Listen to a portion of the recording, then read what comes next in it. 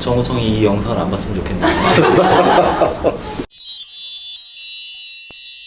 네, 선생님 안녕하세요. 저희는 21학년도 중심 학생회입니다. 저는 학생회장 18학번 심은홍.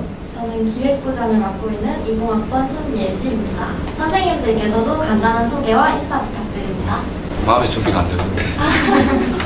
고공학부 막내 선생님이고요. 이름은 박정희라고 합니다. 현대 소설 분야 전공이고요. 작년 2학기에 부임해서 아무도 모르는 이등병 막내입니다. 박재희 선생은 조금 대조적이네요. 이제 울산대학교에서 10년이 넘었는데 정식 교수로 있을 날은 2달이 안 남았습니다. 박재희 선생님보다는 조금 일찍 온 거죠, 그죠? 좀 많이. 분들도 날 본 지 오래됐겠지만 앞으로 이제 볼 날이 그렇게 많지 않았으니까 오늘 많이 보세요. 네. 전공은 한국 한문학, 특히 한시 쪽인데 한자 싫어하는 사람들 수업 듣기 되게 싫어했을 거예요. 혹시 여러분들 마음에 상처를 주었다면 이 자리를 빌어서 미안하다는 말씀 드립니다. 예. 저는 현대시 가르치는 소래섭입니다. 끝. 저희가 오늘 선생님들과 함께할 프로그램은 선생님 쏙쏙 알아보기 시간입니다. 이번 프로그램을 통해서 신입생 그리고 재학생들이 선생님들에 대해 조금 더 알아가는 시간이 되었으면 하고 비대면으로밖에 마주하지 못했던 아쉬움을 해소하며 수업으로부터 벗어나 조금 사적이지만 궁금한 사항들로 유대감을 쌓을 수 있도록 저희가 준비를 해보았습니다.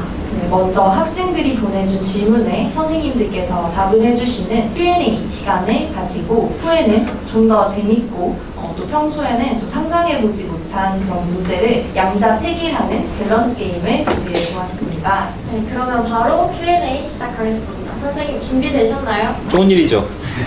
좋은 일이죠. 정우성 못 봤고 뭐 정우성 못 봤고. 제가 닮은 사람이 있다는 얘기를 여러 번 들었는데요. 강남길이라는 배우가 있었어요. 주로 평범한 소시민으로 나온 배우였는데 강남길을 닮았다는 얘기를 좀 들은 적이 있고 권혜요라는 사람을 좀 닮았다는 얘기를 들은 적이 있고 그러다가 이제 몇 년 전에 누군가가 정우성을 닮았다는 얘기를 해가지고 내가 이렇게 널리 퍼뜨려라 이런 얘기를 하시 그런 얘기가 돌고 있는 모양이군요. 좋은 일이라고 생각합니다. 지금 그 굉장히 안타깝게 생각하는 게 이 코로나19에 해외로 눈을 돌려가지고 방학이면 배낭여행이라도 좀 갔다 왔으면 돈을 마련하기 힘들면 어학연수라는 걸 핑계를 대고 갈 수도 있습니다. 지금 그게 어려우니까 두 명 손잡고 국내 여행이라도 추억을 많이 쌓기를. 전 연애를 해야 된다고 생각합니다. 대학 가서 뭐 할 게 여행하고 연애 빼면 뭐가 있겠습니까? 선생님께서도 대학 다닐 때 연애했죠. 당연한 거 아닙니까? 단 CC는 한 번만 하자. 아는 사람을 만나라 말씀을 드리고 싶어요. 그럼 중앙 동아리도 가고 다른 과 친구들하고 뭐 프로젝트도 하고 만난 사람이 내 재산이다.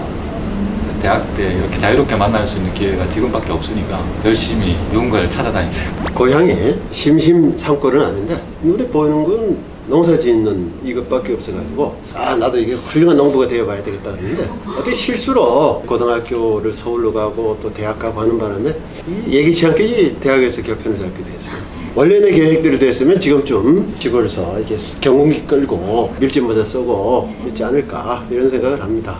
근데 하여튼 인생은 그 예기치 않게 흘러가는 그런 게 있어요. 그래서 지금 와서 후회는 하지 않습니다. 농경이나 필경이나 다 같이 경제니까. 어렸을 때 되고 싶었던 거 많죠. 뭐 저는 중학교 때까지는 과학자 로봇 만들고 막 이런 거 하고 싶었어요. 근데 고등학교 들어갔는데 제가 수학을 못해가지고 그럼 포기했고 저도 제가 여기 와서 학생들 가르치는 일을 할 거라고 생각은 못했고요. 저희 부모님도 시골 분들이었기 때문에 아들이 판검사 같은 거 되게 바랬던 거죠. 그래서 이제 뭐 그런 공부를 하긴 했지만 제가 하고 싶었던 거는 신문에 칼럼 쓰는 게 제 그때 꿈 중에 하나였어요. 근데 이제 결국 저는 그 꿈을 이루긴 했죠. 뭐 신문에 글을 썼으니까. 그 외에도 다른 꿈들이 생기긴 했지만 그때는 하여튼 그랬어요. 지금은 아직도 꿈이 있어요? 한 몇 년 전까지 있었습니다. 몇 년 전까지는 좋은 책을 한 권 쓰고 싶다. 뭐 이런 사람들이 한 100년쯤 읽을 책을 쓰고 싶다는 생각을 했는데 그건 좀 허황됐다는 사실을 깨닫고 사람들이 한 10년이라도 읽을 수 있는 책을 한 권 썼으면 좋겠다. 뭐 이런. 좀 황당한데 저는 축구 선수가 꿈이었어요. 박정희 선생님 축구 잘합니다. 저는 미드 출신. 하여튼 주위에서는 다 이름 때문에 그랬는데 다 각하라지라고 이렇게 만 30세 이후로는 한 번도 안 했어요. 축구 선수가 꿈이었고 이루지 못했고 꿈도 희망도 없고요. 지금 이대로만 같아라. 그럼 40 넘어서 꿈을 꾸면 이상하죠. 얼굴에 책임을 져야지 40이 넘어. 대명이 되면 박정희 선생님과 함께 또 학생들이 축구도 하고 체육대회를 저기, 같이 준비해도 한 20년 전부터 거의 매일 아침에 반신욕을 합니다. 대충 한 30분에서 40분쯤 하는데 그 시간에 할 일이 없어요. 전공과 관계없는, 그리고 그 전에 읽고 싶었던 책들을 뭐 아무 두꺼운 책이라 하더라도 일주일에 한 권 정도는 읽으니까 대충 5, 60권은 되죠. 거기선 전공 서적을 읽지는 않고 재미없으니까 북미의 신화라든가 아니면 알타이 전설이라든가 뭐 이런 것들, 특히 여행기, 유럽 쪽으로 갔던 여행, 아니면 유럽에서 온 것, 우리나라 사람이 저쪽에 또 해외에 간 거, 해외에서 우리나라 기행기 뭐 이런 것들 뭐 많이. 제가 그 박정희한테 그랬어요. 앞으로 한 1, 2년은 아무것도 안 하고 책만 읽었으면 좋겠다고. 뭐 이렇게 할 일이 많습니다. 그래서 생각보다 이렇게 책을 읽을 시간이 이렇게 많지는 않은데 또 요즘에 재밌는 거 많잖아요. 책 말고도 뭐 유튜브도 봐야 되고 텔레비전도 봐야 되고 그렇게 많아요. 그래서 뭐 이렇게 세놓고 읽지는 않는 것 같아요. 뭐 한 달에 한 몇 번은 보겠지. 근데 예전처럼 그렇게 책을 막 처음부터 끝까지 정복하듯이 읽는 책은 그렇게 많지는 않은 것 같고요. 필요한 부분을 본다거나 뭐 이렇게 슬슬 넘기면서 본다거나 그렇게 읽는 게 많은 것 같아요. 몇 권 읽는지 그건 별로 중요한 것 같지는 않아요. 근데 하여튼 뭔가를 이렇게 끊임없이 읽으면서 살고 있기는 해요. 제 방에 빼곡하게 책이 있거든요. 자료 화면으로 넣어주세요, 박정희 선생님.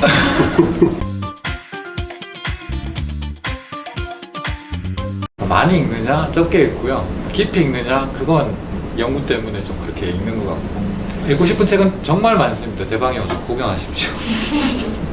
취미는 어릴 때부터 낚시를 열심히 다녔어요. 민물 낚시를. 그냥 낙동강변에서 살았기 때문에. 그래서 내 고향 동네 이름도 상주의 낙동면이에요. 그래서 그야말로 초등학교 들어가기 전부터 이 낚시를 열심히 하고 그랬는데 어느 날 이거 이제 직장생활 마무리할 때도 얼마 남지 않았는데 그래서 되겠냐 싶어서 그 낚싯대를 고향에다 갖다 놓고서 그 후에는 한 번도 안 갔습니다. 그 대신 이제 건강도 좀 보살펴야 되겠다 해서 이제 등산 뭐 이런 쪽으로 해서 이 학교 뒷산, 집에 뒷산 그 문수사는 일주일에 서너 번은 학교 가기 전에 갑니다. 그 적어도 이 퇴직하기 전에는 좀 이 체력이 필요로 한 지역은 좀 다녀야 되지 않겠느냐 해서 북미 로키라든가 남미, 그다음에 저 히말라야 안나푸르나 쪽에 트레킹이라든가 티벳이라든가 하여튼 뭐 이런 쪽을 다녀왔는데 앞으로도 이제 코로나가 좀 풀리고 나면은 아마 문화적이고 역사적인 어떤 그런 쪽 좀 여행을 해야 되지 않을까. 아마 여행에 관심이 많고 퇴직하고 시간이 많으면 낚시도 좀 돌아가야 되지 않을까 이런 생각을 하고 있습니다. 사실 뭐 공부하는 사람들이 취미가 있겠어요. 그냥 공부하는 게 취미고 막 이랬는데 제가 어렸을 때 그 과학자 같은 게 하고 싶어서 그랬는지 모르지만 저는 뭐 기계나 장비 이런 데 관심이 많아요. 뭐 살까 검색하는 거 이런 거. 그리고 이제 최근에 하는 건 요리에 관심이 많아가지고 요새 제가 집에서 요리 많이 합니다. 또 요리도 장비가 중요합니다. 또 요즘에는 음악 많이 듣을 때 연구실에서 그 하늘 바라보면서 음악 듣는 게 제 낙 중에 하나입니다. 음악 저랑 같이 듣고 싶은 사람은 연구실로 놀러 오시면 돼요. 최근에 만들었던 음식 중에 좀 맛있었던 음식이 있나요? 많죠. 제가 이제 제법 합니다. 제법 합니다. 박정희 선생님도 저희 집에 와서 제가 대접한 음식 한번 그때 줬던 거는 마파두부. 저는 맛을 모릅니다. 모른다기보다는 다 맛있어요. 박정희 선생님한테 음식 주면 되게 기분이 좋습니다. 뭐든 잘 먹기 때문에. 컴퓨터에 앉아서 이 자판을 두들겨야 되는데 전공이 이 한문학 쪽이 돼가지고 한자 전환을 해야 되는데 10년 전부터 늘 오른쪽 어깨에 통증을 느끼고 있어요. 이 직업들이. 한의원 가서 침도 많이 맞고 그 정형외과 가서 또 이렇게 뭐 여러 가지 하고 해서 또 하나는 이 선생을 오래 하다 보면 상대편이 이걸 알아들었는지 안 알아들었는지 확인하는 게 습관이 있어요. 사모님한테도 그러세요? 있지. 제가 확인하는. 꼭 학생 시험 대한다는 그게 상대방이 내가 한 이야기를 분명히 알아들었는지 못 알아들었는지 그건 좀 확인해야지 좀 속이 시원해지는 것 같은. 글로 된 건 뭐든지 이렇게 읽고 교열하는 습관이 있어요. 예전에 커피숍 같은 데 이렇게 주문서 오탈자 막 이렇게 보고 문장이 잘못돼 있으면 뭔가 짜증나고 막 이런 실제로 세상에 좀 오타나 잘못된 표현들이 너무 많습니다. 텔레비전 자막도 막 뜯어 고치고 싶고 막 이럴 때 있죠. 재밌게 이렇게 제가 하고 있더라고요. 되게 무뚝뚝한 아빠고 잘 못 놀아주는 아빠인데 거기에서 그런 내 모습을 이렇게 보니까 일과 연결되는 건가 말고는 뭐 몸에 달라고 뭐 이런 것들은 선생님들 누구나 가지고 계실 것 같아요. 나이대를 보면 달라요. 아니 무인도 왜 선생님 데리고 가요? 뭘 그런 상황에 부르시지? 나는 가장 어울릴 것 같지 않은 유필재 선생님하고 가고 싶어요. 왜냐하면 술을 주면 전혀 거절하지 않고 받으니까. 거기서 무인도 가면 할 게 뭐 있겠어요. 죽으라고 밤낮 바둑을 두겠어요? 밤낮 노래를 부르겠어요? 그래서 술을 마셔야 될 텐데 그래서 술을 아무리 따로 줘도 거절하지 않을 유필재 선생님하고 가고 싶다 뭐 그런 생각이 듭니다. 지금 연구위원이신 김윤정 선생님하고 가겠습니다. 김윤정 선생님은 리액션의 여왕이시기 때문에 무인도의 생활도 재밌을 거라고 생각합니다. 여기 없으신 분도 한번 소환해드리고 분이 좌우 가시겠다 허락을 절대 안 하실 것 같긴 한데 저는 잘 잡아요. 그걸 요리할 사람이 필요해서 그래서 일단 이 답변을 들을 안순태 선생님께서 혹시 눈물을 훔치진 않으실까 싶은데 안순태 선생님께서 박정희 선생님을 선택하셨어요. 전 절대 아닙니다. 없어요. 이런 질문 어렵다. 외모? 농담이고요. 저는 일단 제가 이렇게 교수로서의 권위가 별로 없는 사람이라고 생각합니다. 학생들을 대할 때 내가 교수기 때문에 뭐 학생들은 이래야 되고 뭐 물론 과의 선생님들이 대부분 다 그러시지만 뭐 물론 그래도 학생들은 불편한 점들이 있겠죠. 아무래도 나이도 많고 교수를 대한다는 게 불편하겠지만 그래서 더욱더 좀 편하게 느끼도록 하려고 노력해 왔던 것 같아요.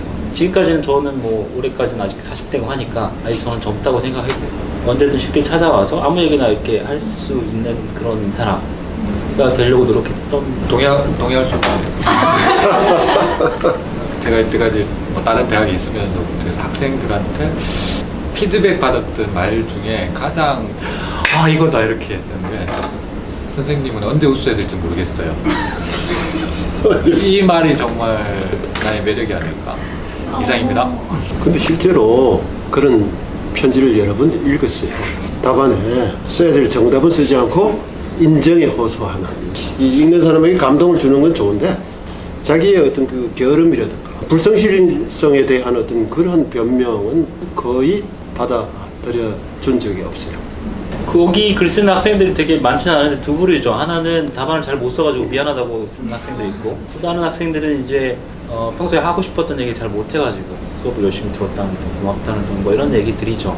점수에 반영이 될 리는 없는데 저는 뭐 그것도 일종의 소통하는 방법 중에 하나라고 생각합니다. 변명하는 얘기들은 그건 뭐 그렇게 좋은 건 아닌데 그거 말고 그 시험지 밑에 한 학기 들었던 뭐 강의에 대한 얘기를 좀 해줄 수도 있고 교수에게 도움이 되는 얘기를 해줄 수도 있고 그런 거는 교수로서는 되게 고마운 일이죠. 저는 두 선생님하고 완전 다른 편지 쓰라고 답을 편지로 쓰라가 아니라 채점을 하는 입장에서 모른다고 백지를 내는 걸 받았을 때 너무 0으로 이렇게 주는 게 학생은 그게 솔직하다고 할지 몰라도 뭐라도 써놔야 1점이나 5점을 주고 이렇게 할 수도 있는 거고 뭐 양이 있어야 할 수 있을 텐데 아무도 안 낸 답지를 받을 때 너무 선생님 입장에서 상처를 역으로 받더라고요. 그래서 제가 언젠가부터 학생들한테 뭐라도 써라.